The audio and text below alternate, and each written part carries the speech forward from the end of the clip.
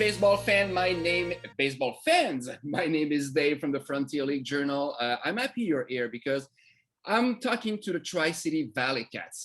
We have Pete Incaviglia, the manager. We have Matt Callahan, which is the general manager.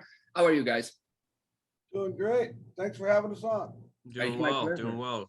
My pleasure. And I'm happy you're here. And there's, as we just talked about before the interview, there's the elephant in the room.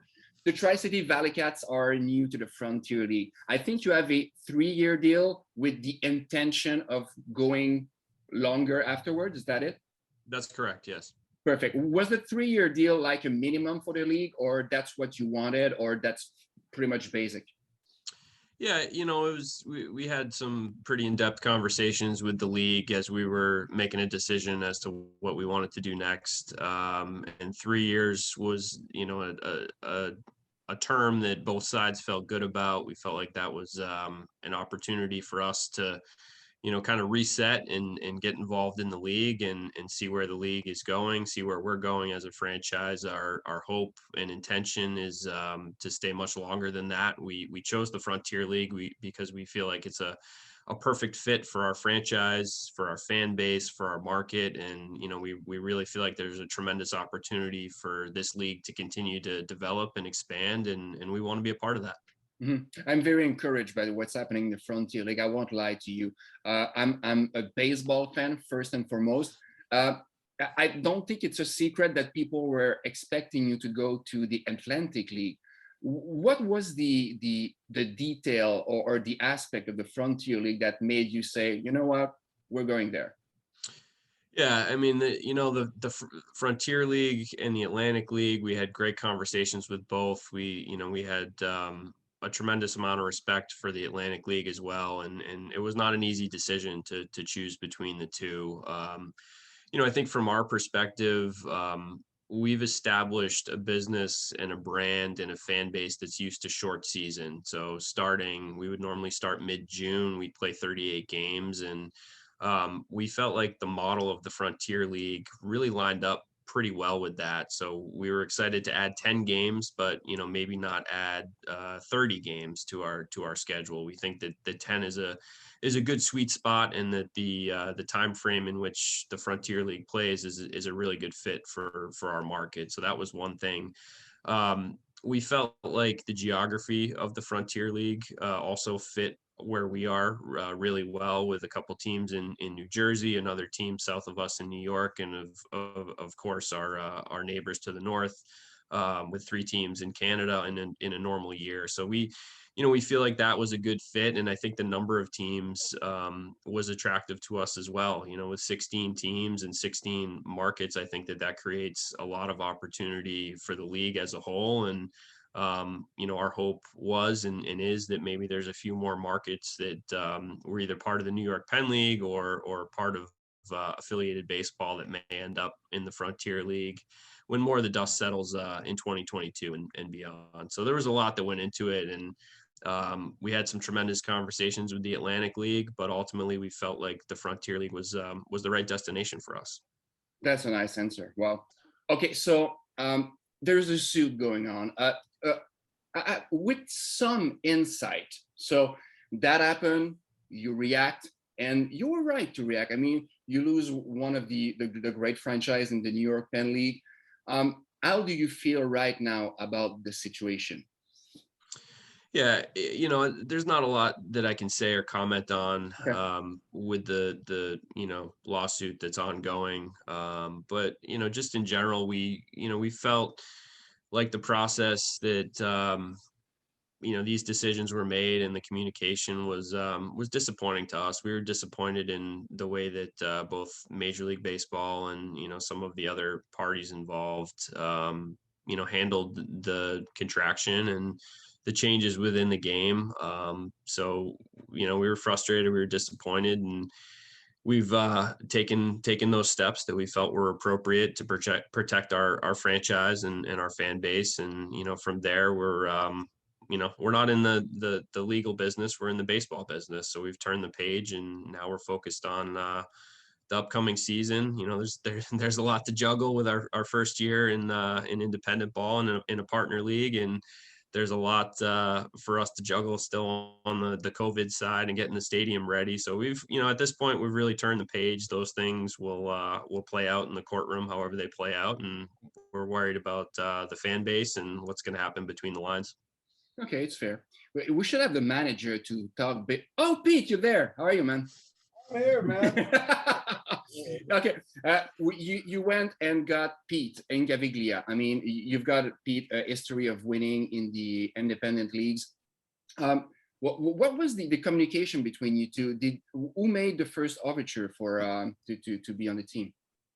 Actually, I did. I had a good friend of mine who works for the Diamondbacks said that a really good organization with great front office and great ownership and a really nice facility.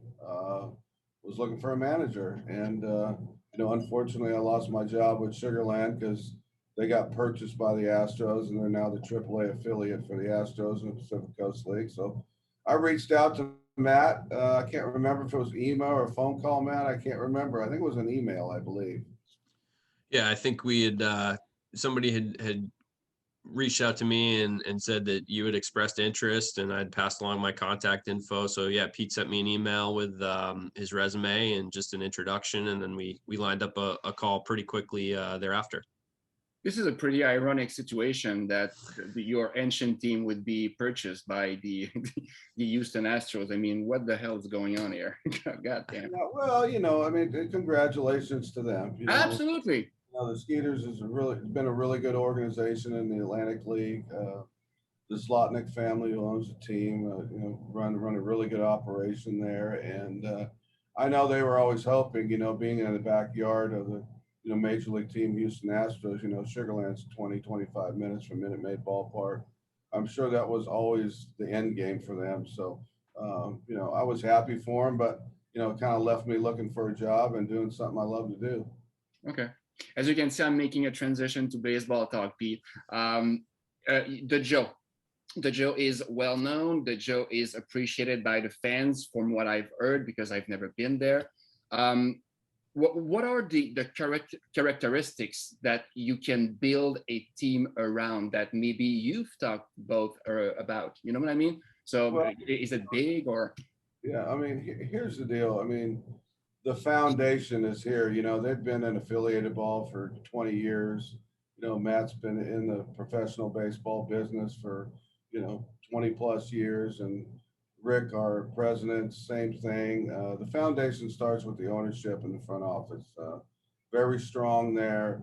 They have a really strong backing from the city and from the fan base. And it's kind of a no-brainer. I mean, I feel really, really fortunate that I'm able to have landed this job. The fields, the stadium's beautiful. It's a bigger park. If I had to say in independent ball, it's a fair ballpark, 400 to center, probably 375 in the gaps and 330 down the lines. It's all grass and dirt, which I love. I think baseball should always be paved on grass. There's no turf. Yeah, no turf. Yeah, so wow. I'm really happy about that, and it's less wear and tear on the players, and I mean, and it's in a beautiful city. I mean, it's beautiful here. I've been in Texas the last 16 years of independent baseball, where it's 100 degrees every day on the field, and I'm looking forward to these cool days and moderate summer temperatures, and it's just a great. It's just the whole package is here. I mean. Mm-hmm. Top from ownership to the front office, Matt and Rick, and so far our players are really enjoying being here. They're excited to be here. They love the facility. So far so good. Nice. And from a fan's perspective, I mean, just managing a team where you just not just have, but you have to sell tickets and sell products inside the stadium, to building a contending team where if you win, people come, and if you don't, maybe less people come. Matt, how was that change for you? Yeah, it's been a learning experience for sure, and it's been interesting. You know, that was one of our priorities when we started the process to find a manager, and, you know, talking to Pete and ultimately hiring Pete and working with him since. I think, you know, that's the path that we're headed down. And, you know, for us, we've always focused on the experience side of things, and I think we've done a nice job of that. We've really built our brand around that fan experience, and you know, we had zero control over the product on the field. If the Astros wanted to move a guy, they moved a guy. Exactly. So we tried to, you know, we tried to always put on a good show, make sure that the fan experience was a priority and people enjoyed themselves, whether they won or lost. And then on the development side, we tried to, you know, create an environment that was helpful for the players to, you know, to develop and grow as individuals, grow as players, and ultimately take the next step. So I think, you know, blending those two things together and then adding in the winning aspect of it is, you know, is a natural next step. And I think that creating a winning culture and continuing to build a winning culture, we were fortunate to have some very good teams here when we were in the New York Penn League. We won the championship 3 times, and you know, I know that Pete's looking to build a contender, and we're looking to support that. And I know our fans are going to be excited to see that product on the field. Would you say that you prefer that kind of old experience of putting together a team and also bringing people here and giving them a show?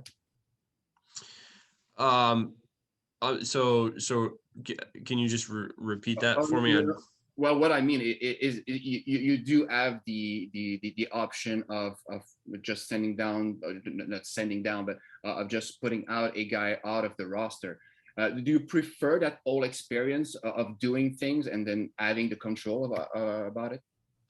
Yeah, you know, I think this year is such a whirlwind that it's going to be, you know, it's going to be taking a deep breath at the end of the season and digesting it a bit. But I will say that it's refreshing to have a bit more control, have our front office have more control over that process, and work with our manager to get that team together. You know, to stress the importance of playing the game the right way and playing the game in a way that's going to make our fan base proud, our community proud, and I think that's going to translate to win. So we're excited for that, and you know, I'm excited for that personally, getting involved in, you know, in that aspect of it and working with Pete. I think this year it's such a compressed timeline and such unique times in the world. It's been a lot, and just trying to go through the COVID protocols and, you know, vaccinations, housing, travel, visas, all that stuff. It's been tough to take a step back and, you know, kind of enjoy it for what it is. But seeing the guys on the field for the first time yesterday, and, you know, seeing that process start to come together and the workouts happen, I know our fans are going to be thrilled to see the product that Pete's working on putting together and continuing to build. So I think it's going to be exciting. Nice. And by the way, what's the rule about the vaccination? Is there a rule by the league, or is it a team by team on a team by team basis?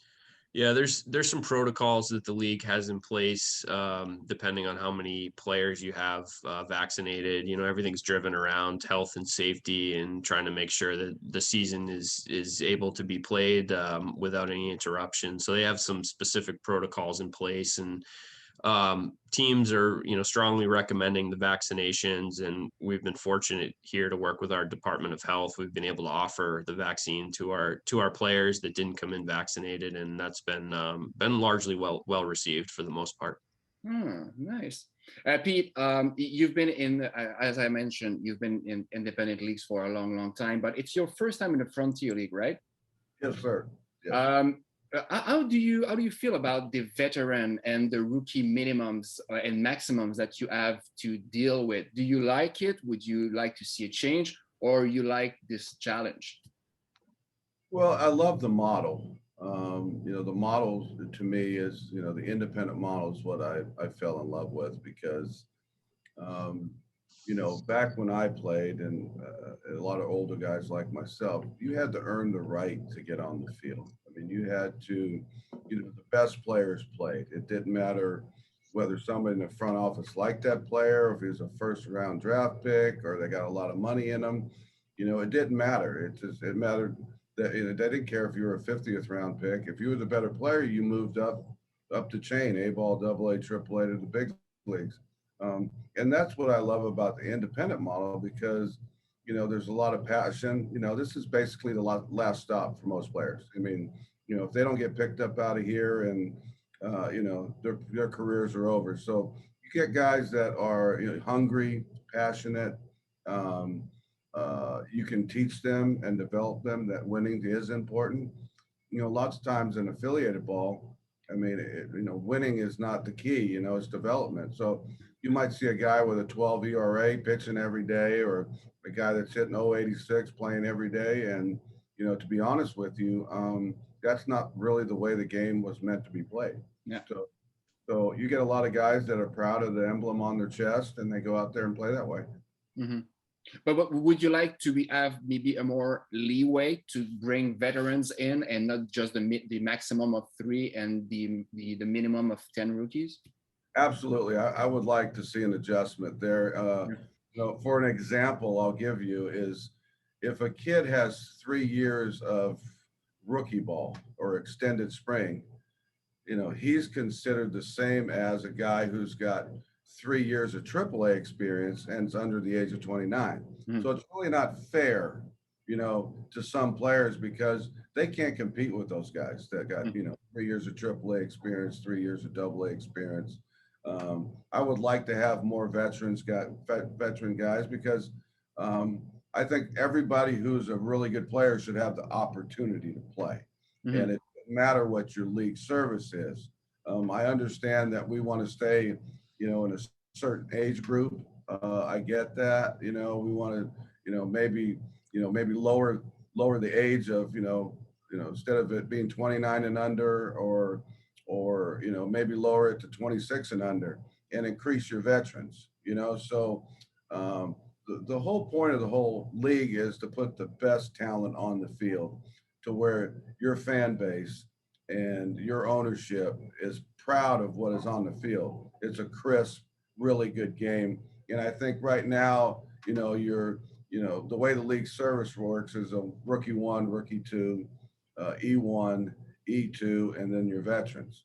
I think that teams around the league could probably put a better product on the field if we adjusted that. Mm-hmm.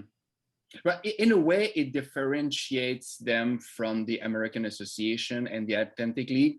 But I do agree with you that just a bit more leeway. I mean, 10 Yeah, that's right. 10 rookies is a lot. I mean, it's almost half of your staff. Yeah, right, exactly. And here's the other thing is, you know, in this COVID, it would have been nice to them expand the rosters a little bit. Mm-hmm. You know, not just from the COVID base, but with the realignment of minor league baseball and them cutting all those leagues. I mean, we're already experiencing losing guys left and right. I think since minor league baseball has started, the independent leagues has already lost 29 players. So that's, oh my God, Atlantic League, American Association, and the Frontier League has already lost 29 players. So for me, the fear is that when we get down to 24 and start losing people, you know, where are we going to pull players from? Mm-hmm. You know, so that was the only thing that I wish they'd adjust the league service and maybe expand the rosters a little bit. On the side of the pitching staff, do you have a special strategy when it comes to handling your staff? Because there's so many injuries, and it's not just because of COVID, but there's been like 2 years where people or players haven't been able to play, or not at the amount that they usually do. Do you have a special way of seeing that part? Yeah, especially, you know, normally, yes. And especially now in the COVID, you know, but some of these players haven't played in a real game in 2 years. Mm-hmm. So, you know, they'll be on, you know, strict pitch counts, make sure that we start them off slowly and build them up slowly, and make sure that we keep them healthy and upright, you know, for several reasons. I mean, they can't get picked up if they're hurt. You know, we're not in the business of putting people on workman's comp. Mm-hmm. So, you know, it's my job to make sure that we keep guys healthy and upright and keep them on, you know, pitch counts. You know, our starters, you know, that'll throw in the game against Quebec to 16 to 17. You know, we're going to probably go a couple innings with the starters, 30 pitches. And then, you know, I'll have a conversation with each pitcher and he's not going back out there unless he completely reassures me that he's okay, that he's been training, and, because, the wear and tear that the adrenaline puts on the arm is a lot different than a bullpen. Absolutely. And before we get into some of the players that I'm interested in talking about, there has been a lot of players cut out of affiliated ball. I mean, that's insane. I think it's 1,000 players that are available to you. Not all of them may be suitable for your team. How was the talent level at the draft? At the tryouts, sorry. At the tryouts, it was okay. I think out of the 315 kids, there was probably maybe 8 to 10 blue chippers, and then you had a lot of college kids. The hard part about the tryouts is, the pitchers you get a good idea of. The position players is hard. I mean, they get 6 swings in BP. And then you have a draft afterwards, and you watch them take infield and throw from the outfield, and and then they get 3 at bats. So it's hard to get a read on a position player with that limited time of I wish that we would have kind of split that up a little bit and seen a little more swings from the position players and BP. I wish we'd have seen a few more at bats from them to get a better read. But the pitching's good. We saw them throw, 15 pitches in a bullpen, and then we got to see them face 4 hitters in the game.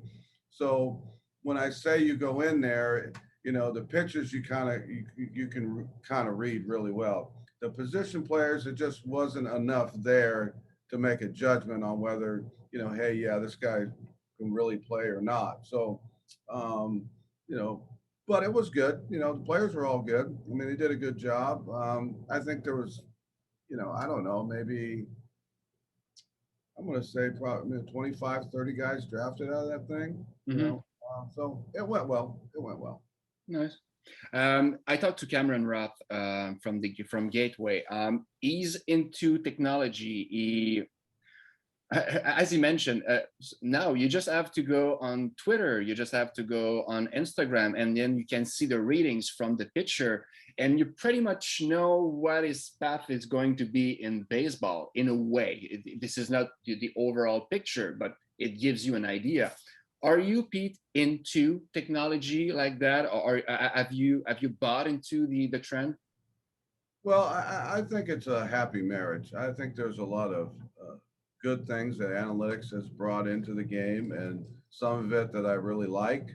But there's a human element to this game, and analytics can't measure a man's heart. Analytics can't figure out how that player's feeling that day. Whether his mom's sick or he's having marital troubles, or there's a lot of things that happens in life that analytics can't analyze. So for me, I build my team with people, first and foremost, guys that play the game the right way, play with a lot of passion, care about their teammates, that'll come out of the locker room and sign autographs and for the kids and the families, because there's a lot that goes into this indie ball model. So for me, my success, I feel like in indie ball has been because I've had really people in my clubhouse and really good chemistry in my clubhouse. So with that said, I lean on that, and also I'll lean on some of the analytics stuff. So it's kind of a happy marriage, 50-50 for me.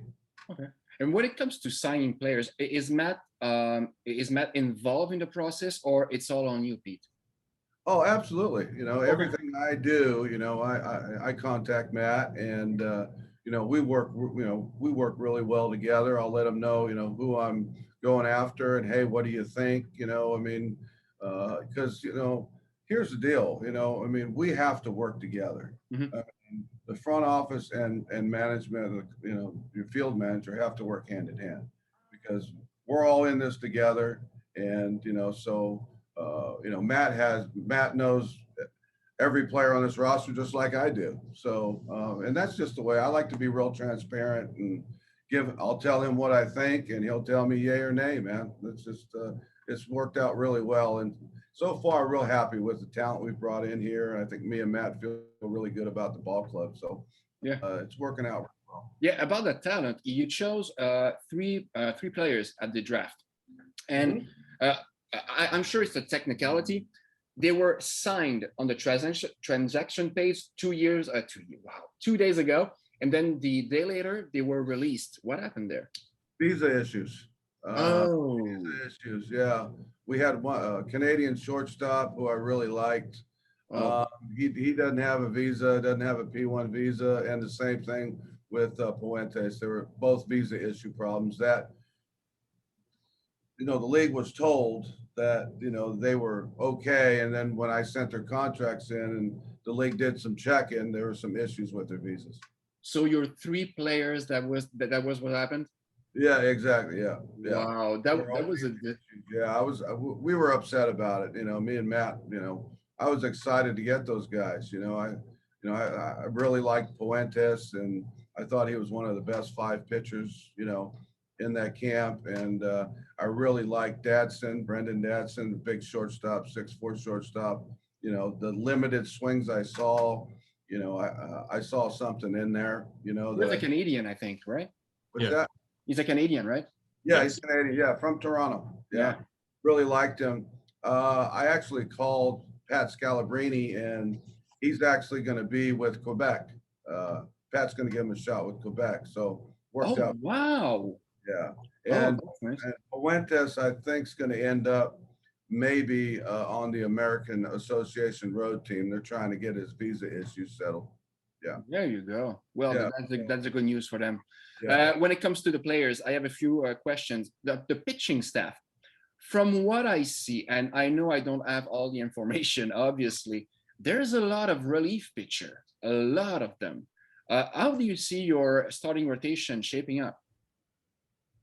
Yeah, I feel really good. I feel like our rotation's good. With we got Turner Larkins, was played in a Constellation League last year. I was really impressed with him. He was 4-0, and he threw the ball real well. Got a young kid who's been successful in low A and high A ball, Josh Hyatt.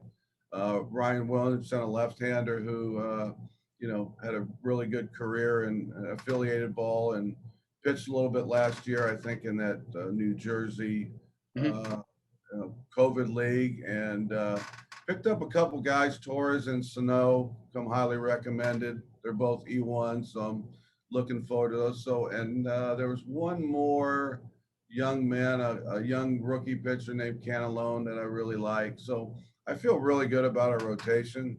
They all threw yesterday in the bullpen, and it looked really good, but you never know until the game starts, my friend. I know. Everybody looks good in BP. Everybody looks good in the bullpen. Everybody looks good fielding ground ball, catch fly balls. But you don't really know what you got until you get them in the game and see their reactions and how they handle adversity and things like that.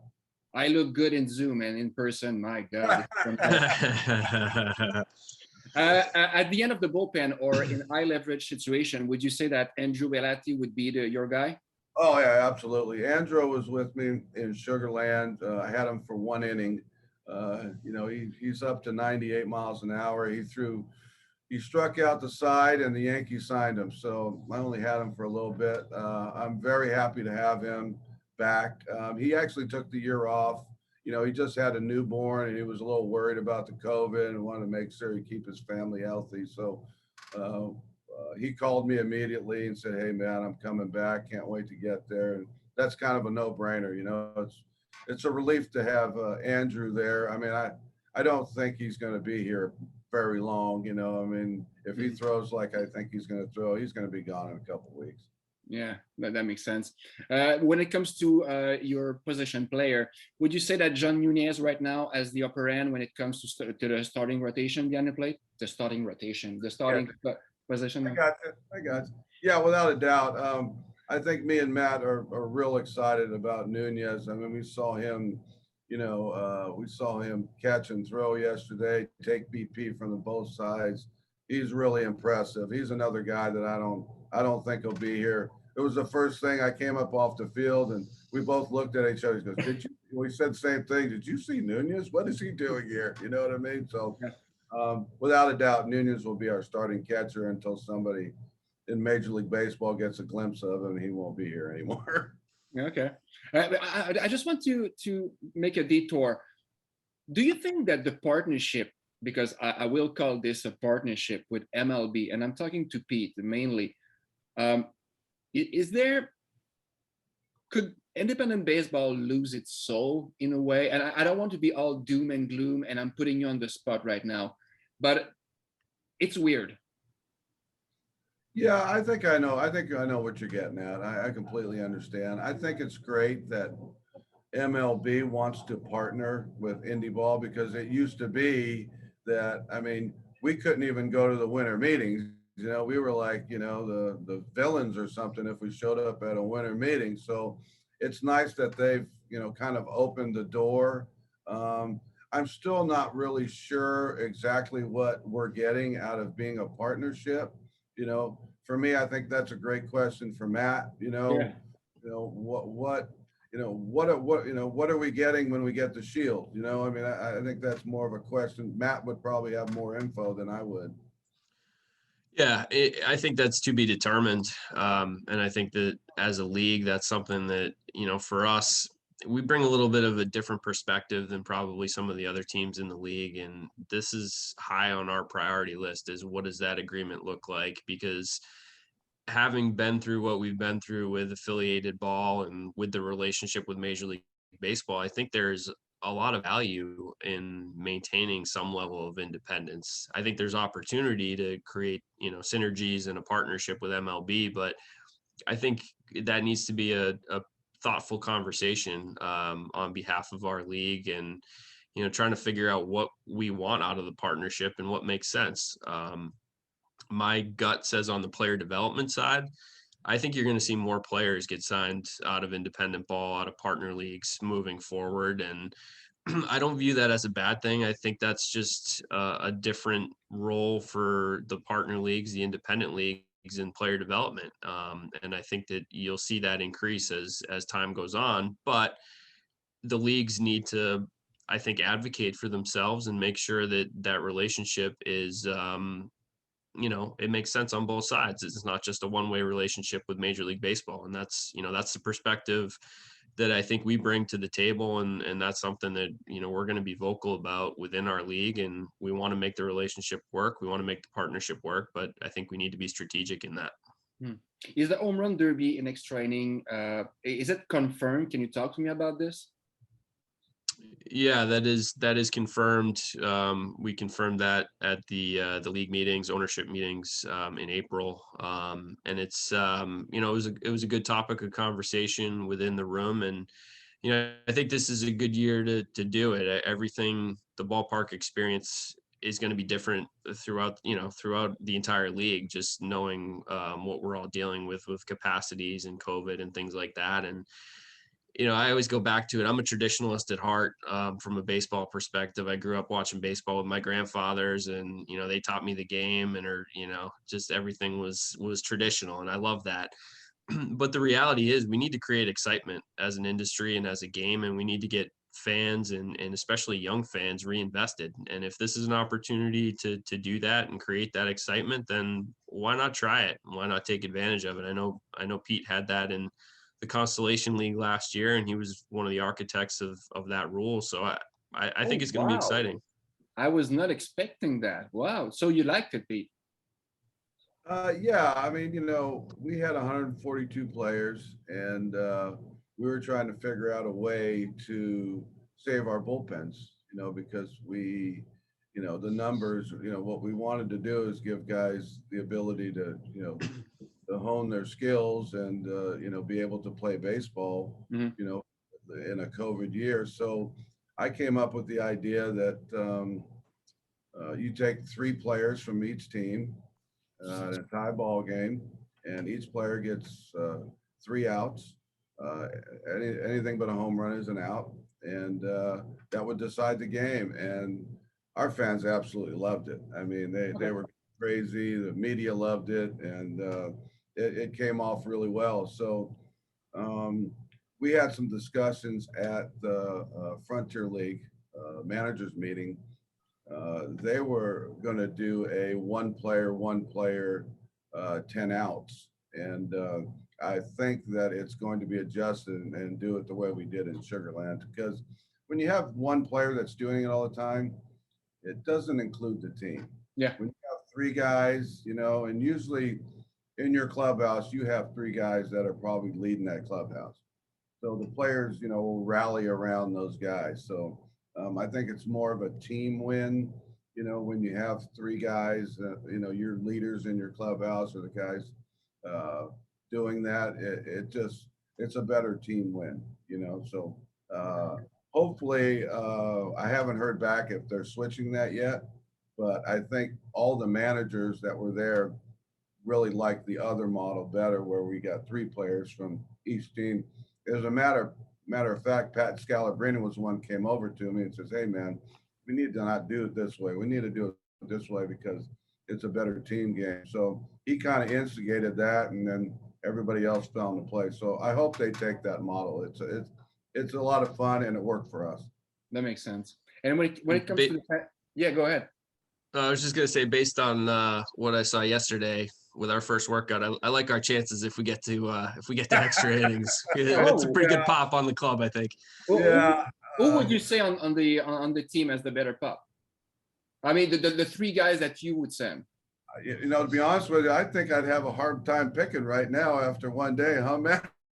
Yeah. We got some guys with some thunder. I'll be honest with you, that would be hard for me to do. We got some guys that hit the ball very hard. So we were really happy, like I said, after we saw BP, and you know, the athleticism and the power that we saw was, was everything that was advertised from, you know, the network that we were getting these players from. That's fair. And one more question for you, Matt, and then I'm done with you.